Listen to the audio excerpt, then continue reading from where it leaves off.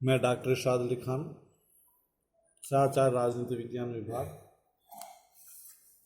राजकीय बांगड़ महाविद्यालय डीडवाना में कार्यरत हूँ।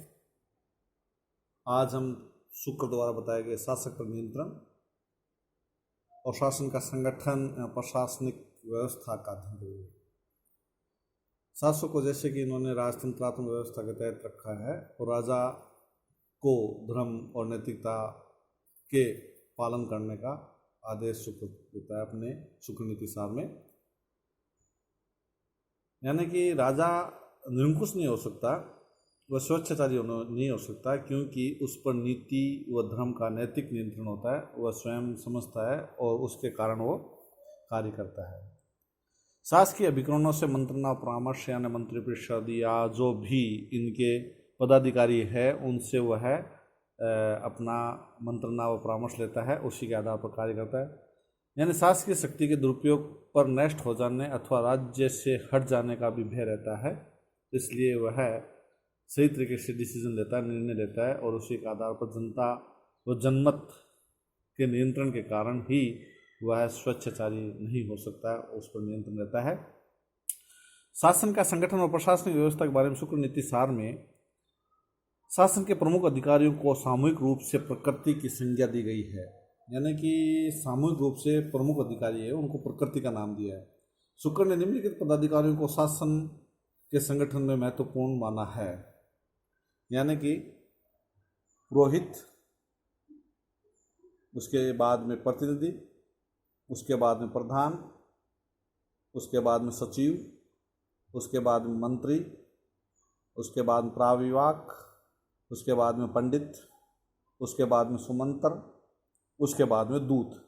यानी कि सर्वाधिक महत्वपूर्ण स्थान पुरोहित का है, यानी सबसे ऊपर है, और अन्य को क्रमशः शपथ सोपान में निम्न माना गया है। जैसे जैसे है, यानी दूत सबसे कमजोर है, उसके ऊपर अमात्य उससे ज़्यादा शक्तिशाली, उससे ऊपर सुमंत्र शक्तिशाली, उससे ऊपर पंडित है, उससे ऊपर प्राग विवाक है, मंत्री है, सचिव है, प्रधान है, प्रतिनिधि है, सबसे ऊपर पुरोहित है।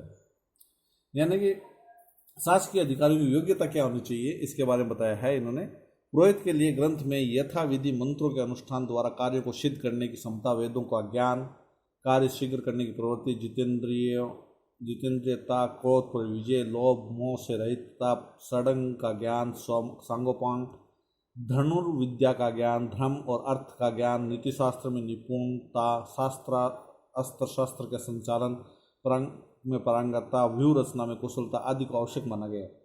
मंत्री की भूमिका को ग्रंथ में मुख्यतः परामर्शदात्री माना है। मंत्रियों से अपेक्षा की गई है कि वे उचित परामर्श देने में निपुण हो, साथ ही निर्भीक हो, जिससे कि वे शासन को और अधिक प्रिय और अप्रिय दोनों प्रकार के परामर्श दे सके।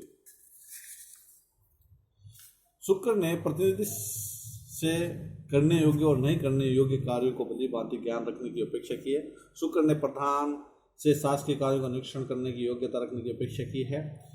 शुक्र ने सचिव से सैन्य संचालन का भली भांति ज्ञान रखने का अपेक्षा की है। शुक्र ने प्राग विवाह हेतु लोक व्यवहार और शास्त्रों विधि के ज्ञान और उनमें आस्था का ज्ञान होना आवश्यक है। शुक्र नीति में देश व लेख के विषय को भली भांति जानने वाले अमात्य बनाया गया है।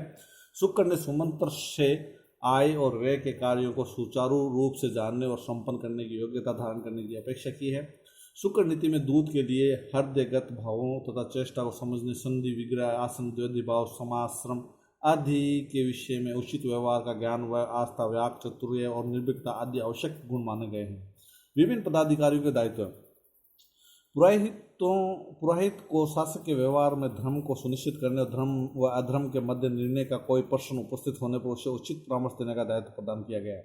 शुक्र ने प्रतिनिधि के दायित्वों में शासकीय कर्तव्यों में राज्य के हित साधन और औचित्य के मापदंडों के समुचित पालन को सुनिश्चित करने का महत्वपूर्ण माना है। प्रधान के कार्यों में शुक्र ने सामान्यतः समीक्षा की प्रकृति का माना है। शुक्र ने राजकीय कार्यों में उचित और अनुचित का अन्वेषण करना प्रधान का दायित्व माना है। शुक्र ने सचिव का यह दायित्व माना है कि वह सेना से संबंधित समस्त विषयों के संदर्भ में आवश्यक कार्यों को संपन्न करे।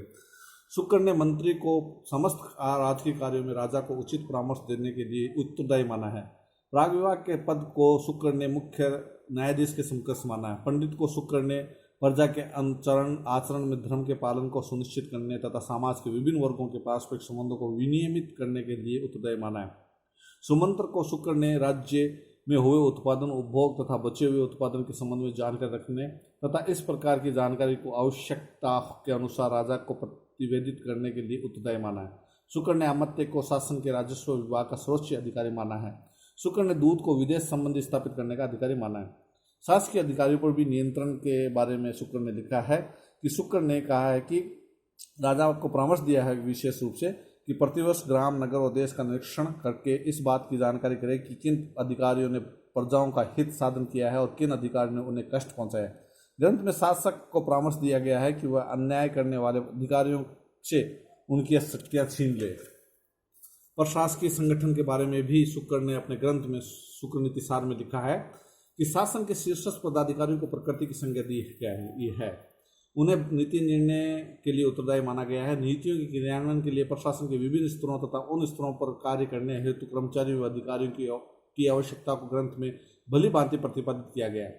शुक्र नीति में प्रतिपादित प्रशासनिक संगठन बहुस्तरीय। ग्रंथ में शासक से घोड़ा, रथ, पैदल सेना, पशु, ऊंट, मृग, पक्षी, सुवर्ण, रत्न, चांदी, वस्त्र, धान्य, पाक शास्त्र, उद्यान, भवन, आवास, देव सेवा, सेना आदि से संबंधित विभागों का संगठन करने की अपेक्षा की गई है। शुक्र का मत है कि प्रत्येक ग्राम और प्रत्येक नगर में सहसा अध्यक्ष यानी पुलिस अधीक्षक के समकक्ष पद, ग्राम का अध्यक्ष भागहर यानी प्रजा से कर वसूल करने के लिए उत्तरदायी लेख, शुक्लाग्रह, द्वारपाल की नियुक्ति की जानी है।